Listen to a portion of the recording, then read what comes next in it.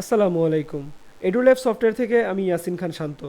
আজকে আমি আপনাদের দেখাবো এডুল্যাব স্কুল ম্যানেজমেন্ট সফটওয়্যারে কীভাবে স্টুডেন্ট আপলোড করতে হয়। প্রথমে আমি চলে যাব শিক্ষার্থী বাটনে ক্লিক করলে শিক্ষার্থীরা এই পেজে আপনাকে নিয়ে আসবে। আসার সাথে সাথে আমরা সফটওয়্যারে দুইভাবে স্টুডেন্ট আপলোড করতে পারি। একটা হচ্ছে নতুন শিক্ষার্থী হচ্ছে স্টুডেন্টদের ফর্ম ফিল আপ করে তৈরি করুন বাটনে ক্লিক করলে বা সাবমিটে ক্লিক করলে একটি স্টুডেন্ট এভাবে ভর্তি হয়ে যাবে। দ্বিতীয়টি হচ্ছে শিক্ষার্থী ইম্পোর্ট।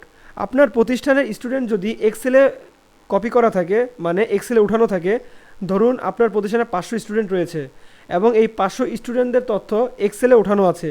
এই এক্সেলটা যদি আপনি আমাদের সফটওয়্যারে শিক্ষার্থী ইম্পোর্ট এই বাটনে ক্লিক করে যদি এখানে ওই ফাইলটি আপলোড করেন, তাহলে 500 থেকে 1000 স্টুডেন্ট আপলোড হতে মাত্র 6 থেকে 7 সেকেন্ড সময় লাগবে। এটি খুব দ্রুত সময়ে স্টুডেন্ট ভর্তি হয়ে যায় বা স্টুডেন্ট আপলোড হয়ে যায়। তো সেক্ষেত্রে যদি সিএসভি অথবা এক্সেল ফাইল না থাকে, তাহলে নতুন শিক্ষার্থী বাটনে ক্লিক করে একটি একটি করে স্টুডেন্টদের ফর্ম ফিল আপ করে আপনাকে স্টুডেন্ট ভর্তি করতে হবে বা স্টুডেন্ট অ্যাড করতে হবে। স্টুডেন্ট অ্যাড করার ক্ষেত্রে যদি আপনি নতুন শিক্ষার্থী বাটনে ক্লিক করেন, তাহলে শিক্ষার্থীর প্রোফাইলটি আপনার সামনে চলে আসবে।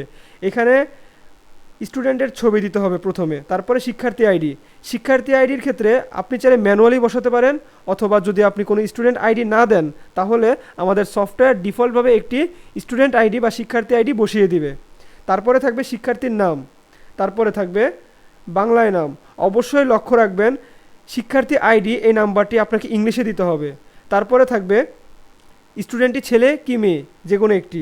তারপরে থাকবে তার জন্ম তারিখ, তারপরে থাকবে রক্তের গ্রুপ, তারপরে থাকবে সে কোন ধর্মের, ওটি এখানে সিলেক্ট করে দিবেন।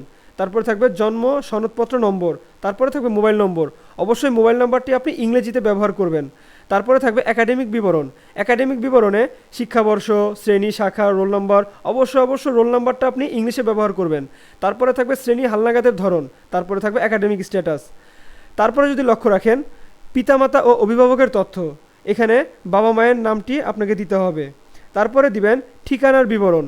এখানে আপনার স্টুডেন্টটা যে ভর্তি হতে আসবে ওই স্টুডেন্টের যে ঠিকানাটি রয়েছে, বর্তমান ঠিকানা, ওই ঠিকানাটি এখানে আপলোড করে দিবেন। তারপরে থাকবে অতিরিক্ত নোট, এটি দিলেও হবে না দিলেও হবে। তারপরে তৈরি করুন বাটনে ক্লিক করলে অটোমেটিক একটি স্টুডেন্ট ভর্তি হয়ে যাবে। এটি হচ্ছে ম্যানুয়ালিভাবে একটি স্টুডেন্ট ইম্পোর্ট করার উপায় বা অ্যাড করার উপায়। আচ্ছা, আমরা এখন কি দেখলাম, স্টুডেন্ট কীভাবে আপলোড করতে হয় এই প্রক্রিয়াটি। আজকে এই পর্যন্তই। আগামীতে দেখা হবে নতুন কোনো ভিডিওতে। আসসালামু আলাইকুম।